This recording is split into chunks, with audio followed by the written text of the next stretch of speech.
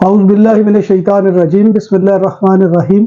अस्सलामु अलैकुम नाज़रीन, मैं हूँ आपका मेज़बान Mirza Nadeem Baig. Programme views on news with Mirza Nadeem Baig. नाज़रीन मोहतरम, जैसा कि आप जानते हैं कि स्पेन के सूबा कातालुनिया में जो है इलेक्शन होने जा रहे हैं इसी माह में, और बहुत थोड़े दिन रह गए हैं। इस हवाले से हमने सोचा कि क्यों ना एक ऐसा प्रोग्राम मुरतब किया जाए जिसमें इन इंतखाबात के हवाले से जो है वो मालूमात ली जाए और पता किया जाए कि ये इलेक्शन क्यों हो रहे हैं, क्या हो रहा है, और इसमें कितने पाकिस्तानी हैं कि जो इस दफ़ा पार्टिसिपेट कर रहे हैं, क्योंकि ये भी हमारे यहाँ बहुत ही जो है अहम सवाल होता है। और दूसरा ये कि कौन कौन सी पार्टियाँ जो है और वो किस पोजीशन में हैं।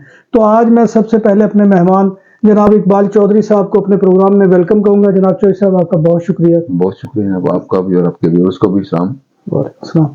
अच्छा इकबाल भाई, जो इलेक्शन हो रहे हैं ये कबल अज़ वक्त हो रहे हैं और 12 मई को हो रहे हैं। जी 12 मई को ये इलेक्शन हो रहे हैं। यहाँ पर जो है इस वक्त मौजूदा एस्केरा रिपब्लिकाना की हुकूमत है कि जो कतालान आज़ादी पसंद जमात भी है और वो कतलानों पर मुश्तमिल है। तो पहले तो इकबाल साहब ये बताएं कि ये इलेक्शन कबल अज़ वक्त क्यों हो रहे हैं। बिस्मिल्लाहिर्रहमानिर्रहीम। अस्सलाम वालेकुम बेग साहब, अगेन आपको भी और आपके व्यूअर्स को भी। क्योंकि जमहूरी निज़ाम मजबूत है, किसी भी पार्टी के पास 3 साल पहले वाले इलेक्शन में अक्सरियत नहीं थी, तो उसका अंजाम ये है कि इस साल जो बजट है उसके ऊपर जो पार्टियां पीछे हुकूमत को हमायत देती आई हैं उन्होंने अपनी हमायत वापस ले ली और इस बजट को पास नहीं होने दिया। 2 पार्टियां थी इस बजट के हक में, एस्केरा रिपब्लिकाना जिसकी मखलूत हुकूमत चल रही थी और सोशलिस्ट पार्टी ऑफ कतलुनिया PSSA। दोनों के मतलूबा वोट इस तादाद में पार्लियामेंट में नहीं थे कि बजट पास हो जाता। कुप या इंकुमुन पोदेम वो इससे पहले करते रहे हैं वोट और पिछले बजट पास होते रहे।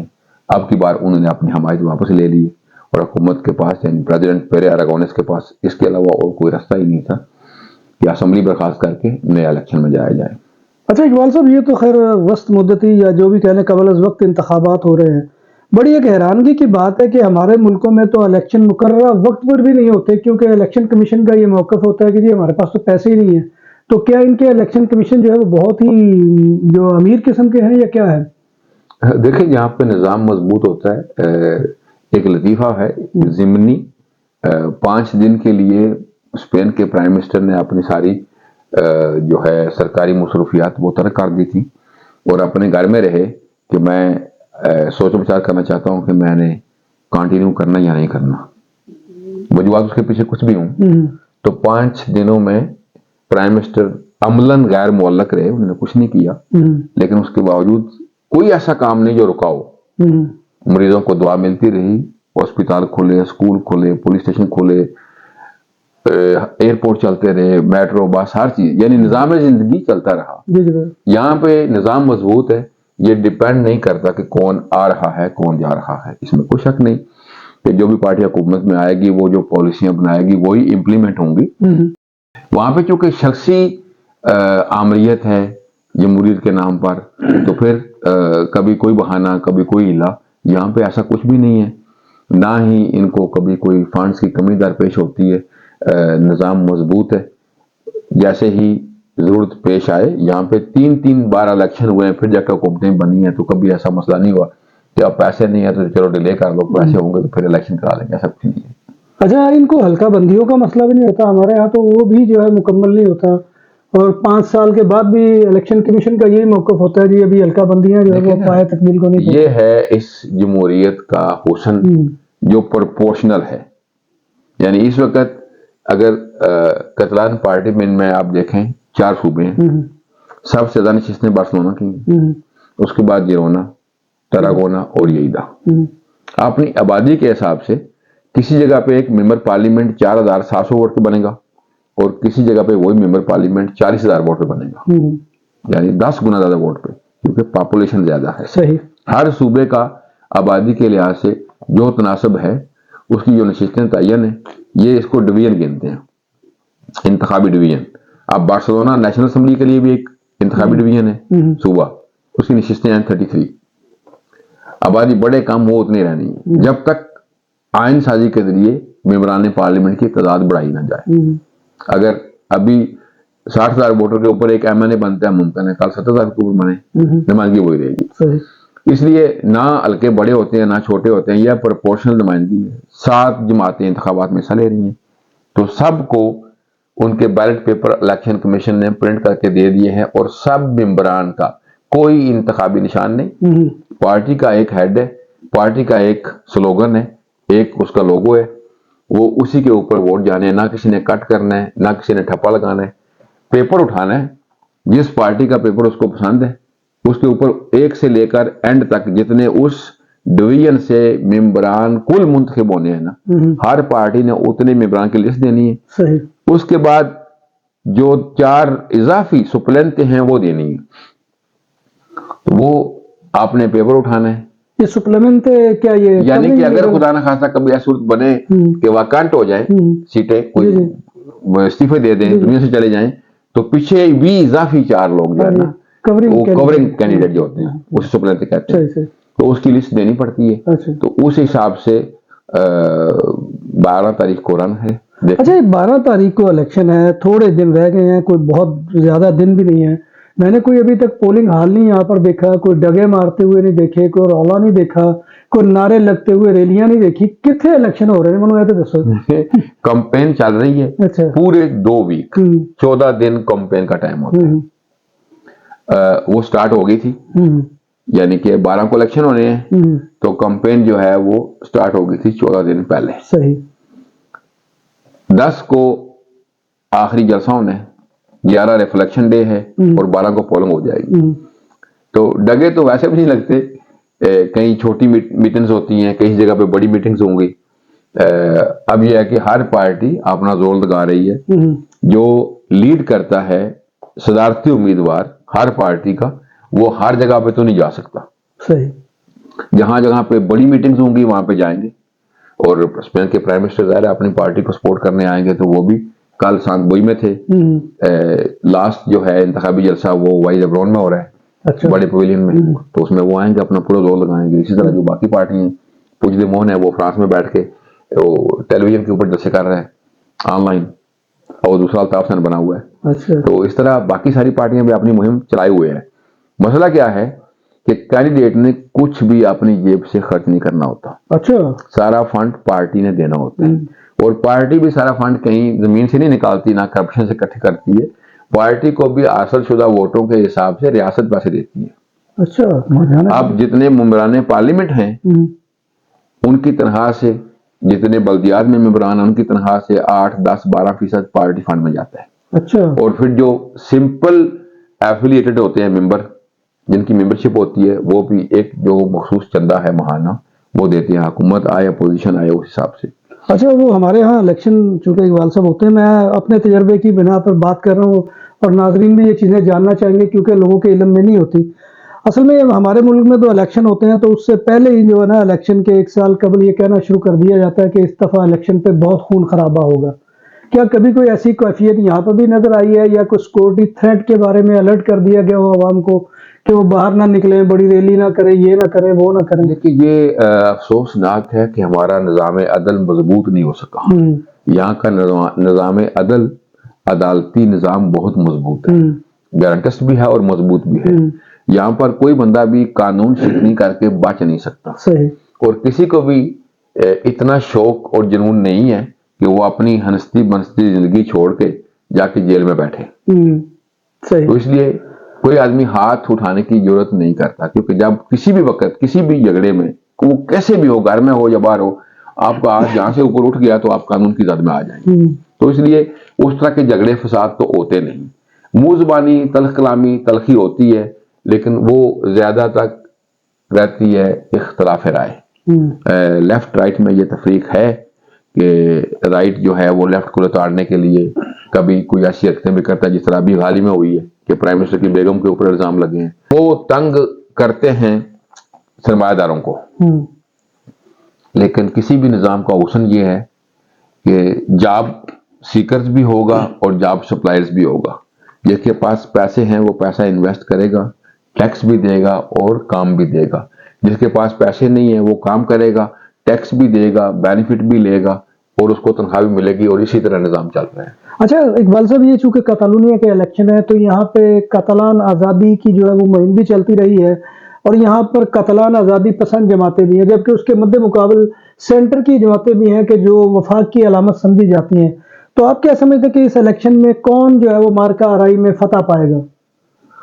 जो अब तक के आदाद शुमार हैं, तजज़िये शाया हो रहे हैं, उनके मुताबिक सबसे बड़ी लीडिंग पार्टी, पिछले 3 दफा कोई लीडिंग पार्टी उस तरह नहीं निकली थी। ये चौथा इलेक्शन है जिनमें बड़ी लीड के साथ लीडिंग पार्टी आ रही है PSSA, जिसकी तवक्को है कि 40 या उससे ऊपर नशिस्तें आएंगी। अच्छा। उसके बाद सेकंड जो है वो उसके 1-2 नशिस्त कम नहीं होगी, बल्कि उसका 10 का मार्जिन आ रहा है। अच्छा, जरा ये समझा दें कि सोशलिस्ट पार्टी जो है पेड्रो सांचेज, या उससे पहले हमारा नाम याद है सपातेरो, उसकी पार्टी है जी, वो स्पेन का साइन है। हाँ जी, नेशनल लेवल पे PSOE, जी जी, और ये कतलोनिया में है, भारतीय सोशलिस्ट कतलोनिया। इसका जो अब फर्स्ट सेक्रेटरी है वो इस सदारत का उम्मीदवार है कतलोनिया के लिए, उसका नाम है सल्वाडोरिया। सही। हाँ जी। तो क्या समझते हैं कि जो आज़ादी पसंद जमाते हैं उनका क्या रेशो रहेगा?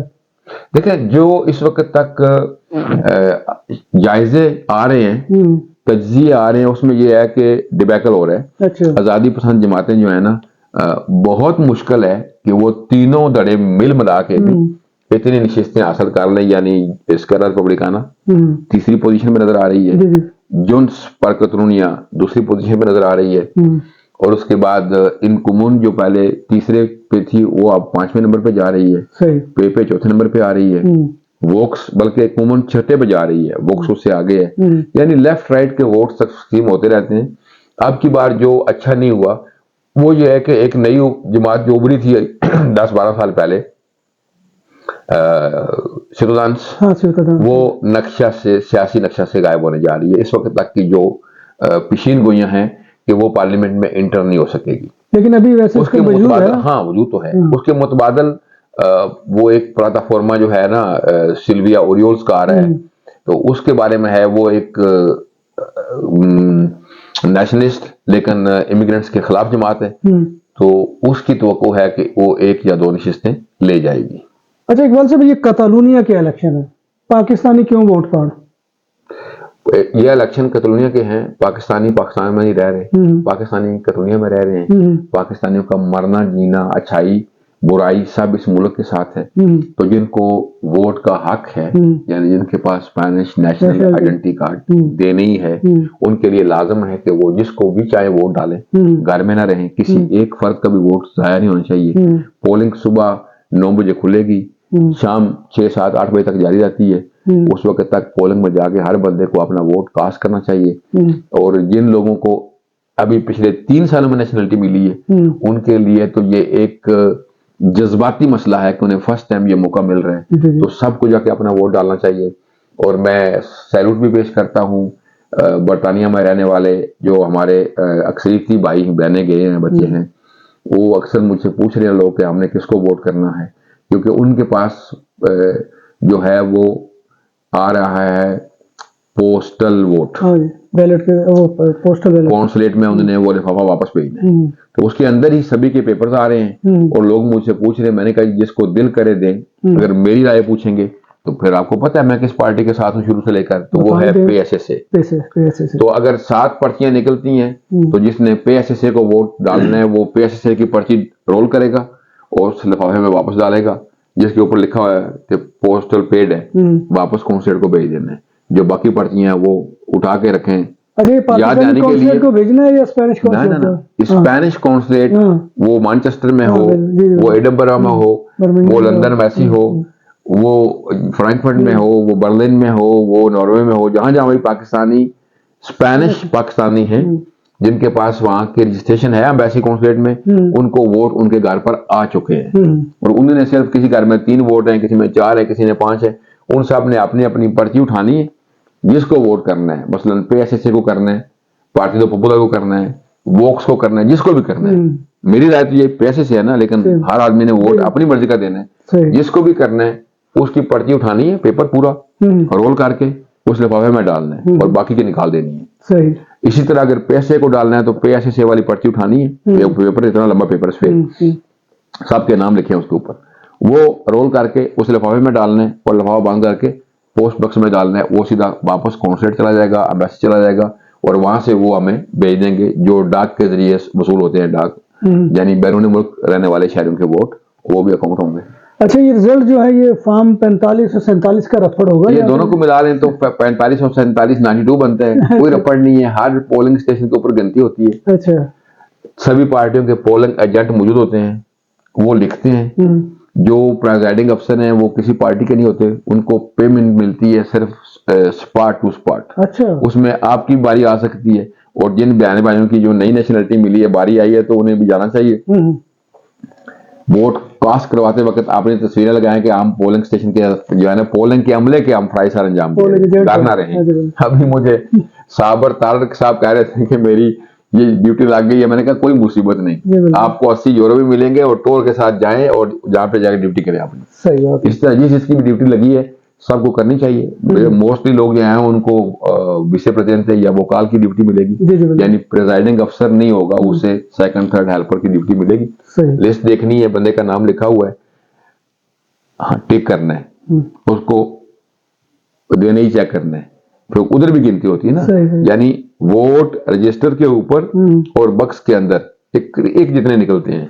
कई बार लोगों ने 2-2, 3-3 पर्चियां डाली है तो वो वोट कैंसिल हो जाता है कि किसने डाली है, वो वोट काउंट ही नहीं होता। इसके लिए एक सवाल का आपका इंतहाई आम हिस्सा बाकी रह गया था कि पाकिस्तानी कितने ने। हाँ बिल्कुल सही।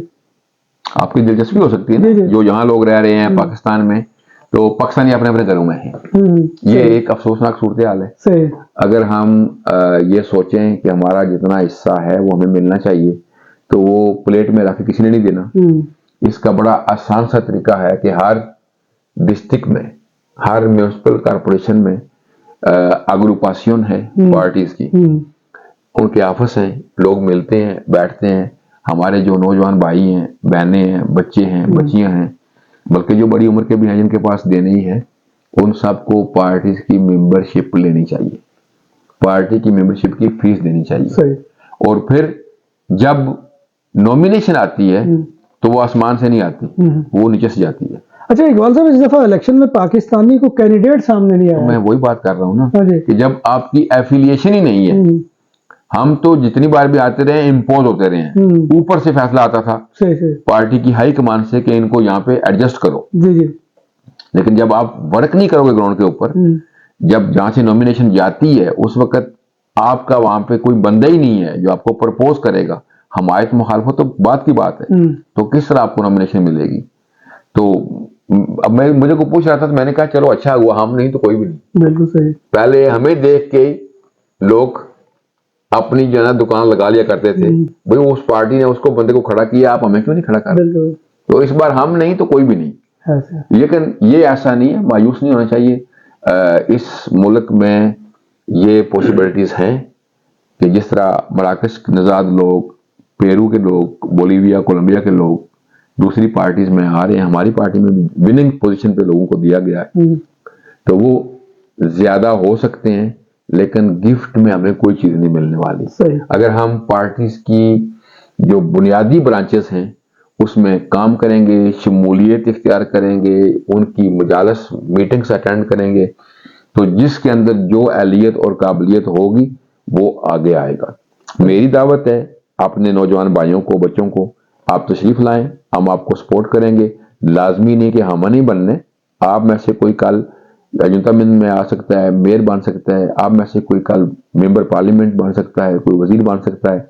जाहिर है जो पुरानी लाट है उसमें लोगों के लिए जुबान ही बड़ी मुश्किल है, सीधे 10 लफ्ज नहीं बोल सकते, तो मेंबर पार्लियामेंट तो हर बंदा बनना चाहता है, ऐसा मुमकिन नहीं है, वहां पे जाके काम करना है।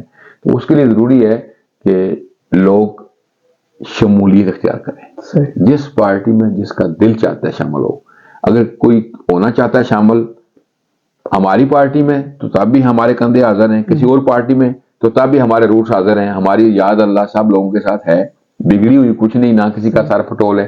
पार्टी तो पॉपुलर के साथ भी हेलो आए है, जुंद के साथ भी है, इसकेरा के साथ भी है, और अपनी पार्टी के साथ तो वैसे से है। तो लोगों को शरीक होना चाहिए, यानी शामिल होना चाहिए, शरीक के सफर, वो पंजाबी वाला शरीक नहीं होना चाहिए।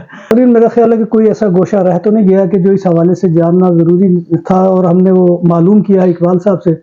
अब सिर्फ आपसे गुजारिश है कि आप जो है वो सिविलाइज होने का जो है सबूत दीजिए और इंतखाबात के दिन जो है वो पोलिंग स्टेशन पर जाएं और अपना वोट कास्ट करें, ताकि इनको ये पता चले कि पाकिस्तानी कौम जो है वो वाइब्रेंट कौम है और वो छुट्टी के दिन या जो है इलेक्शन के दिन घर पे बैठकर जो है वो दीगर मशागल में मसरूफ नहीं हो जाते, बल्कि मुल्क और मिल्लत की तरक्की के लिए कोशिश करते हैं। इसके लिए